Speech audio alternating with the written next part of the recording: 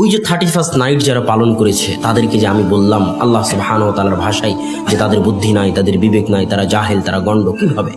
এই যে আমরা পৃথিবীতে পরীক্ষার হলে এসেছি, এই পরীক্ষার হলের একটা করে বছর চলে যাচ্ছে, মানে আমাদের জীবন থেকে একটা করে বছর বিদায় নিচ্ছে এবং আমাদের মৃত্যু ঘনিয়ে আসতেছে।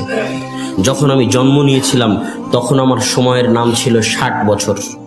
যখন আপনারা গুগলে স্পেস কিনেন, গুগলে ওয়েবসাইট বানানোর জন্য কি কিনতে হয়, ওটাকে কি বলে যেন, গুগলের ডোমেইন কিনতে হয়, তাই না? তো পৃথিবীতে মানুষ কোথায় বসবাস করে? পৃথিবীতে মানুষ সিলেটে বসবাস করে না, বগুড়ায় বসবাস করে না, পৃথিবীতে মানুষ ইংল্যান্ড বাংলাদেশে বসবাস করে না, পৃথিবীতে মানুষ সময়ের মধ্যে বসবাস করে। ওই সময়ের মধ্যে সে সৌদি আরবও থাকতে পারে, বাংলাদেশেও থাকতে পারে, সিলেটেও থাকতে পারে, ঢাকাতেও থাকতে পারে, কিন্তু তার বসবাসের জায়গাটা হচ্ছে টাইম। পৃথিবী যেই দিন শুরু হয়েছে সেই টাইম থেকে নিয়ে আজ পর্যন্ত এই টাইমের মাঝামাঝিতে আল্লাহ টাইম দিয়ে মানুষকে পাঠিয়েছে। একজন মানুষের জন্য 60 বছর টাইম। তো যেই দিন তার জন্ম হয়েছে সেই দিন থেকে তার 60 বছর টাইম মেশিন চালু হয়ে গেছে। প্রত্যেক সেকেন্ড যাচ্ছে টাইম মেশিনের সময় শেষ হচ্ছে।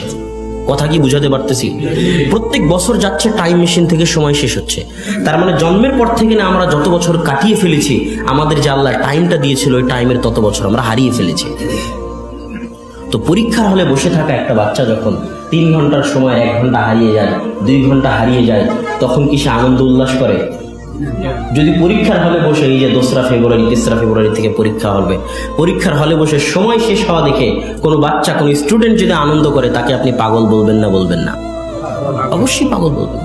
ঠিক পৃথিবীতে আসার সময় আপনার যে টাইম মেশিন স্টার্ট হয়েছে, আল্লাহ আপনাকে যে একটা নির্দিষ্ট সময় দিয়ে পৃথিবীতে পাঠিয়েছে, মহাকালের মধ্যে আল্লাহ আপনাকে একটা সামান্য সময় দিয়ে পাঠিয়েছে।